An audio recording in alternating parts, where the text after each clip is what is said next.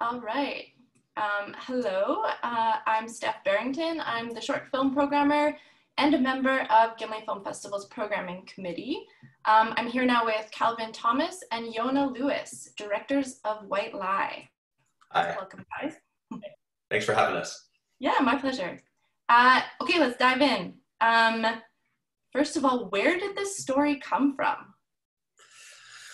I think Calvin, I came from you reading about a case of this about a decade ago, about one person doing this somewhere. I don't remember this specific case. And we sort of instantly were fascinated by the story, by the kind of person who would do this. And we wanted to sort of find out more about them or about the kind of people who did this. And we started researching a little bit and realized that, it wasn't just one person doing this, there were quite a few people doing this. That was quite rampant, both in Canada and around the world. And obviously, as sort of the internet and social media became a bigger thing, GoFundMe, Kickstarters, that kind of stuff, it sort of ramped up as well. So we were quite interested in that, but we were, sort of, I guess, never able to find out many reasons why people were doing it. Certainly not in terms of what we were seeing online or reading in the newspaper. There didn't seem to be a lot of motivation. So I think that's really what motivated us to sort of start going down this path a little bit, was trying to figure out for ourselves what would sort of make someone do this. Interesting. And were you working on this for a long time? How long have you been working on this project? Yeah, well, as Yonah said, it was maybe 10 years ago or around that time when we first sort of had the idea, but we had all these other projects going on. So like many times when an idea comes up that's good, you kind of file it away and hope that you'll return to it one day. And Yonah has better memory about timelines about this, but we definitely did many drafts of the script over many years, because the hardest thing to, I think, crack with the script was we had a great core character based on, actual cases that were happening. It was a very fascinating person to explore, but making the decision of where you come into that story was sort of the big thing for us. So, do we start way at the beginning when she had hair before she decides to fake cancer, show that evolution, kind of an origin story, rise and fall, or I think one idea that we had was that the whole thing would take place after she had been outed and the lie was done. And so she went around apologizing to everyone and having to deal with the aftermath. Eventually, that seems so painful. It just seems excruciating. It was hard to write. But so eventually we kind of landed on this, 5 days of like, what is the most interesting part of her story? And so we decided on this 5-day structure. And I think once we hit that, and that was probably a year or two into kind of like fantasizing about what the film could be. Once we hit that, it sort of solidified and we knew it was kind of ready to be made. I think we wrote our first draft of it in 2015. I think so it's been about 5 years that we've been sort of actively working on it. The time prior to that was more just mulling it over, discussing things, throwing it around between other projects. But sort of it being on the front burner rather than the back burner, it's been about 5 years now. Wow. And then financing takes forever. So once we even had a script that we felt good about, it took a long time to just get the money together to make it. Sure did. Yeah. So are you guys longtime collaborators? Yes, quite. 15 years now. Is this our 14 or 15? Yeah. Yeah, maybe next year will be our 15th year working together. We met in first year of film school together, and sort of hit it off right away. And so out of film school, we graduated in 2008. We sort of chose not to get other jobs and to work together and write screenplays. So we wrote over the course of about 2 years, we wrote, I think, 7 feature screenplays and tried to work on a couple shorts. And in 2010, we shot our first feature together. So we can, sort of active directors for, I guess, 10 years now. Wow. It's cool to have like such a long-lasting collaboration and to have found people, like someone that you can like work with in that way. I think we feel very lucky about that. Yeah. Hear that it's rare. Yeah. But I think we, as Yonah said, we sort of learned to watch movies together, how to watch movies together. We sort of learned what we like together, and we learned how to make movies together. And then there's one other core collaborator that has been in Yonah's life for longer than I have, and that's his brother, who is our editor and composer, Lev Lewis. And so he's been kind of a part of our team ever since the beginning when we started making features, and sort of more involved as the projects have gone on. And so there's this kind of band of us that you know, we feel very strong about. Like, yeah, definitely don't take those relationships for granted. Lev's actually downstairs right now. He's my wife gave birth to a baby, our daughter, 2 weeks ago today. So he's down with a few people just caring for her while I'm up here. Oh, wow. Congratulations. Thanks. I was actually going to ask about the soundtrack because it's so good and it's so anxious. Like, it really sets the tone nicely. Yeah, I think he did an incredible job. I mean, he's a terrific composer. I think we spent a lot of time trying to figure out exactly the right tone for it. We knew we wanted there to be a level of anxiety. We didn't want it to be too overtly horror, but we wanted sort of a little bit of that in there. And, you know, it's not a particularly huge film. Like, it's kind of small and contained. And a lot of the films that we, in fact, sort of based it on are like a little bit smaller, a bit more verite, a bit more handheld, and maybe a little bit less sort of score forward, if they have score at all. So we knew we wanted it. And I mean, our film is different than that. It's not handheld. You know, it is its own particular thing in that way, but we wanted there to be some sense of realism to some degree. And so the score, while we wanted it to do what scores do so well, which is help everything, it was still important that it sort of didn't overpower in a way that something slightly bigger and more melodramatic. As much as we like big and melodramatic, it just didn't feel like it quite worked for this particular beast. Totally. Yeah. Interesting. Oh, and also, so was the movie shot on film? Yes. Wow. Yeah. We've been trying to do that for a long time, but never had the budget for it. So this one did have, I mean, you know, we had a small budget in the grand scheme of independent movies, but it was enough that we were able to figure out how to shoot on 35 millimeter and, you know, with the help of many people and a lot of supportive people. But yeah, if we can keep doing that going forward, we're committed in the long haul for it, I hope. That's cool. It's such a treat to see like film shot on film these days. Like, it's so special. Yes, we feel the same way. Yeah, but it also adds an element of stress, I would think, to the shooting process. Like, I've acted in a couple of things myself, and as an actor, it's like pressure's on when they're shooting on film because it's so much more expensive, and each take is like costing money, and so it's like the stakes are higher, which is interesting too with the anxiety element of the film. Kind of. Yes, yeah. We'll say we did it just to like ratchet up the tension for Casey. Yeah, her performance was so good, by the way. Yeah, she's not bad, huh? Yeah. Yeah, no, I mean, we feel really blessed to have her. She's just incredible, and we always knew that the film was kind of rest on her shoulders, and whoever played Katie was going to make or break the film, and you know, so we felt very lucky to have her. But I think that there was a sense that we got a lot from funders, from people reading it at the beginning, that they wanted her to be more likable, that they wanted, like, certainly that's true of films in general, certainly we found that true, people want that from female characters in movies, but obviously she's doing something despicable. It's just like, you can't really whitewash that. So it was important to us that there was some level of, you sympathize with her for a point, but then realize that you're sympathizing with her and that you maybe shouldn't be. And so finding someone who could inhabit that space was sort of a tricky thing, and someone who was willing to shave their head as well. That was sort of another make or break thing for us. We knew that if they had a bald cap throughout this movie, they were going to feel fake, and the audience was going to think that maybe the character, not the actor, was wearing a bald cap. I don't know. There was all these levels of it didn't quite make sense, so it needed to be real for us. Totally. Yeah. Yeah, it's an amazing job that she did. How did you find her? She auditioned for us. Okay. Casting was a long process on this, so long that like 2 weeks into shooting, we were still casting the movie because it has quite a few speaking roles in it. So that's not ideal, but it was a process. But obviously, we have to get our lead first. And so yeah, we saw a lot of people. Casey is based in Vancouver, I think, still.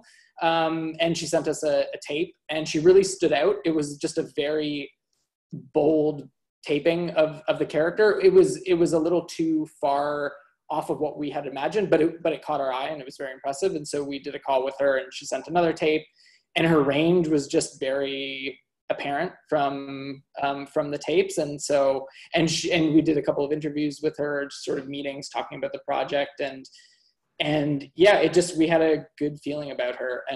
And after just 2 days of shooting, 3 days of shooting, Lev would be cutting as we were going. It was just like, oh, okay, we're in good hands. Like, this is, thank you, Casey. We hadn't met her. I think we met her in person the night before we shaved her head, or she shaved her head. So it was, it was quite a meeting. Wow, no kidding. Yeah.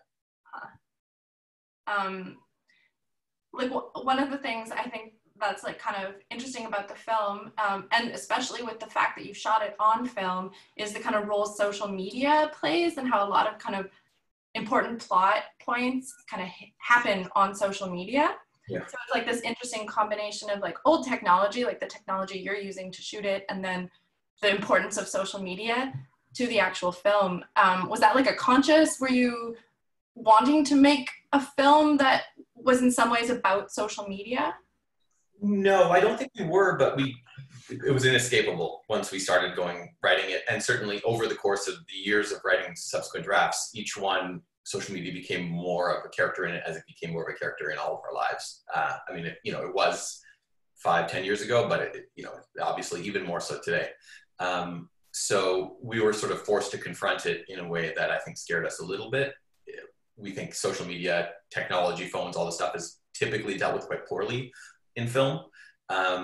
It's a tricky thing to do at the best of times, and most people do it very poorly. We certainly didn't want, text coming up on screen when someone received a text, that kind of crap. We just think it's awful. We tried to look to a lot of filmmakers who we liked to see how they would deal with it. And, there were some, it was interesting to see almost all of the big time Hollywood filmmakers who we love, the Spielbergs and Scorseses and Paul Thomas Andersons, all these kind of guys, basically have not made a film with social media in it, where it takes place in the time where social media exists. Like almost every one of those people makes films, period films now.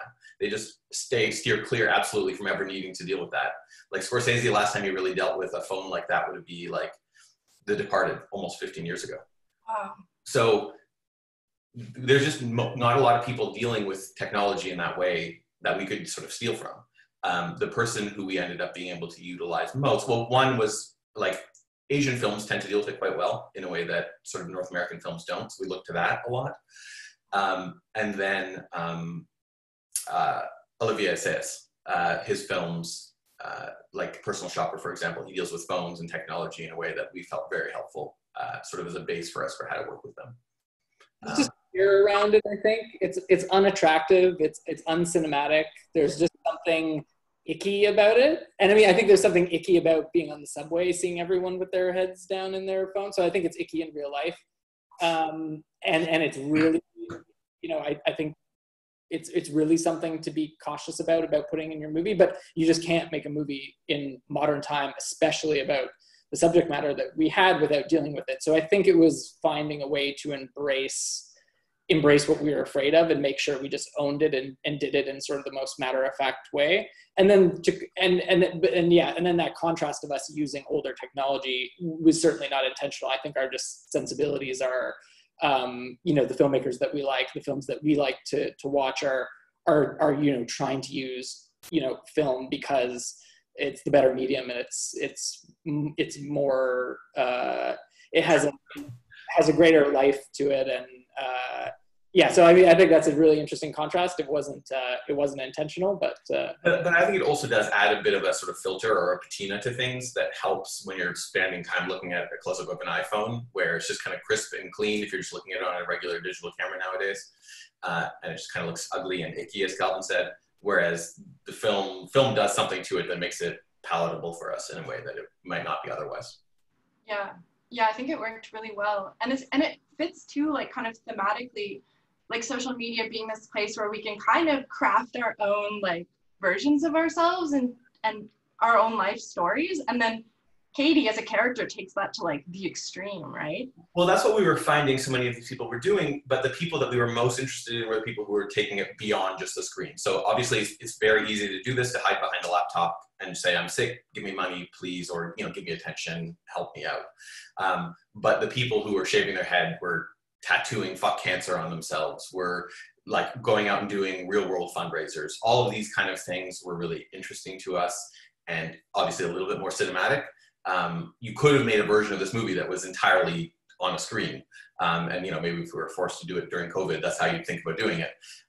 Thankfully we weren't. So there was, yeah, so I don't know, I'm losing my train of thought. I think it's baby sleep deprivation. I think you're a much more interesting character if you have the ability. There you go, thank you. Convincingly to lie to someone's face as opposed to just lie online. Yeah. I think there's the depth to that character is far more interesting. And also, as Yonah said, we're like, yes, you've pointed out that we do use a lot of social media in the movie, but a lot of events play out on Facebook or Twitter or text, but that's not very interesting to watch. So we did try to find ways of visualizing it. So have people sort of discuss things that happened online as opposed to just focusing on the interactions with devices. Yeah, the thing happens online, and that's sort of the catalyst for something, and then it's, you know, we take it out into the real world and deal with the repercussions and the ramifications of what that thing, you know, is. But I think for us it was a balancing act between not being too heavily in the real world and not too heavily online, and trying to juggle both of those things. Yeah, exactly. One of my favorite kind of parts of the movie, and it's just a very small part, is when she's sitting in the back of the cab and she's like taking selfies, and then she's like criticizing it and then taking another one. I love that. It's like so real, you know? Selfie expressions are truly amazing. I live on the second floor in a building, and sometimes I just look into the courtyard and you see someone all alone having the time of their life, but then that disappears when they review the photo. It's a really weird thing to watch, individuals without friends around, just alone, kind of create this fakeness. It's great. I'm glad you like that. My wife works in an office, and she looks out at a boutique hotel across from her. And so there's all these balconies. And one day she was sitting there looking out, and someone came out and started setting up, like on the balcony, like a fancy breakfast, and photographed it, and, you know, was like, spent forever doing it. And then 2 minutes later, she happened to be following the same person on Instagram and saw them be posting about how this amazing breakfast they just had. But obviously they didn't even eat this thing. They just took a photo of it and like ignored it. But just sort of the dissonance between those two things is really strange. And hopefully, you know, we're able to capture a little bit of that in this movie. Yeah, very cool. And it's like particularly relevant, I'd say, right now, as we're all dealing with like mediated conversations, and it's just the reality. This is how we kind of interact, and it's kind of weird. Yeah. And I guess that leads into another question, like, what have you guys been up to in COVID? Like, have you been able to work on anything? I've been working on being a dad. Yeah, that's a big job. That's only the last 2 weeks. Before that, we had many months of COVID.